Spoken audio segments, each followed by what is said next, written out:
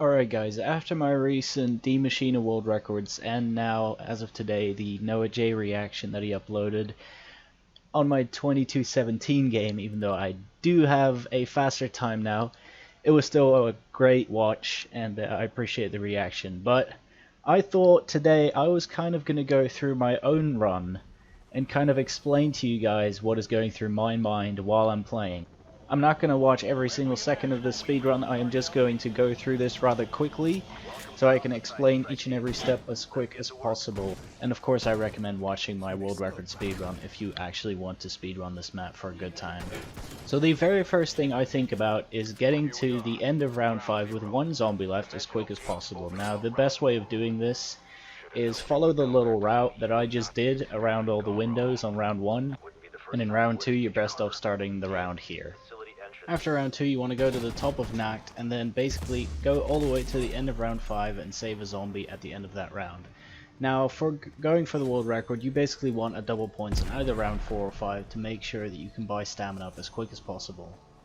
If you get lucky and you get a double points at the end of round 3 going into round 4 and then on round 4 you get a points drop or a nuke, you can actually leave a round earlier. That is exactly what I do in my game. I didn't have exactly enough. You need 6,800 points to make it all the way to the power button, but as you saw in my game I killed a few zombies and made it there, and that saves about 10 seconds when you do that compared to just leaving at the end of round 5. After this, just make sure whatever you did, one zombie left at the end of round 5, you activate both panels in the power room and then you enter the anomaly and go through whichever portal you get. It doesn't actually matter which one you get for this strategy. After you finish building PAP, you will have to run up to the spawn room and find the last zombie. Now this is very RNG based, a lot of people might not know. It is very rare to get the zombie right there in front of you as I get in my game. He can spawn underneath you in the power room. Sometimes he will just take ages to spawn in, and that's basically run ending. So you need a lot of good luck for this zombie to be either right here or spawn right next to you when you're down in the power room. The power anomaly and the knocked anomaly are the two best, but sometimes if your game is fast enough at the start you can still continue a pond anomaly at this point. However, you want to make sure that you get the correct ether scope order. That is a 50% chance of you getting the right ether scopes at the right time. And I make sure that I gamble the locations first that are as far away from the building table as possible.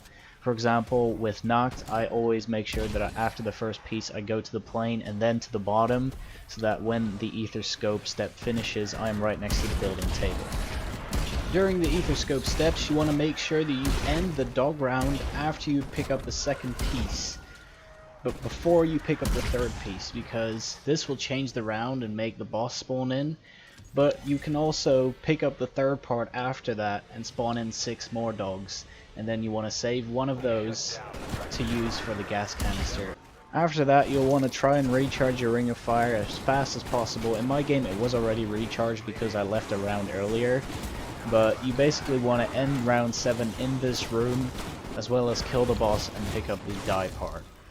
After this you want to rush to the medbay anomaly and then activate that and do the ghost step in the exact same order as I do.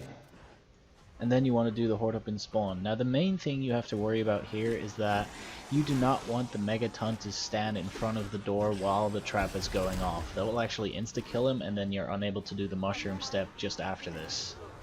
You need to press the anomaly in front of the door before the trap finishes filling up. But the earlier you press it, the earlier the anomaly ends, but sometimes the zombies do run away, so you have to be careful with that. Now after this, you want to go upstairs and get the gas cylinder as well as shoot down the box with the can in it. And then you basically want to make sure that the megaton shoots the mushroom. Sometimes it can be quite hard for the megaton to actually hit the mushroom correctly, so yes, runs do actually get restarted here quite often because the megaton is just not doing what you want it to do. Ideally you want to end round 8 here, but that is easier said than done. Sometimes the last zombie can be a real pain in the ass, and then you have to kill him while you're doing the upgrades, which can be really hard. In my case, he spawned right in front of me. You basically want this round to end because in a few minutes you'll be ending another round, and then you can actually have a megaton spawn in on round 10. But a lot of the time you do lose time to trying to find the last zombie. And after this we have the computer press. Now this is basically where I lock in my time. In the next about 4 minutes of speedrunning, there isn't much time that can be gained or lost when opposed to the old world record that was Steve's 22:28. I knew that there was a few seconds to save and a few seconds to lose. So at this point I lock in my time and I can basically kind of guess by how much time I'm going to beat the old speedrun time. After the computer press you want to go to the tree anomaly and activate that.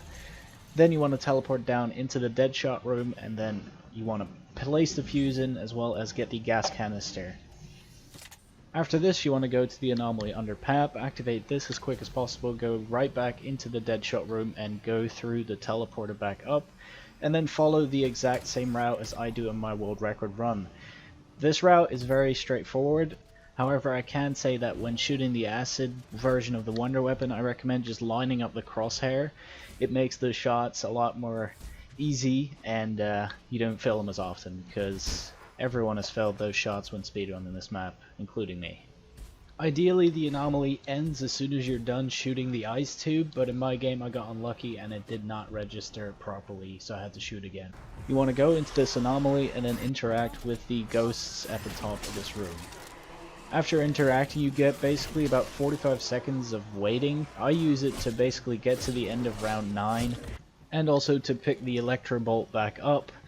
I tried to end this round right as the anomaly is about to end, and now all you can do is pray for the boss to spawn in. I'm not exactly sure what the odds are, but from my experience I'd say it's about a 1 in 5 chance of getting the boss on this round, and it's by far the biggest restart point of the entire Easter egg. Besides the start, this is the point where basically most runs end, because you need to get the boss to spawn in on round 10, and if not, it's a straight restart. But obviously, if you're lucky and you do get the boss to spawn in, you want to do the tank step as well as escort the gold bolt into the room. And a lot of people seem to think that you actually need the megaton to spawn in the right area. You don't actually need him to spawn in the exact same area. He's usually pretty fast at catching up, and he basically shows up in the right area at the right time. In 90% of the games, I've rarely seen it go wrong. The only time I've actually had the boss not show up there in time is when I was trying to use Ether Shroud during the Gold Bolt escort step to save a few seconds there. But no, the boss does not show up. I do not recommend.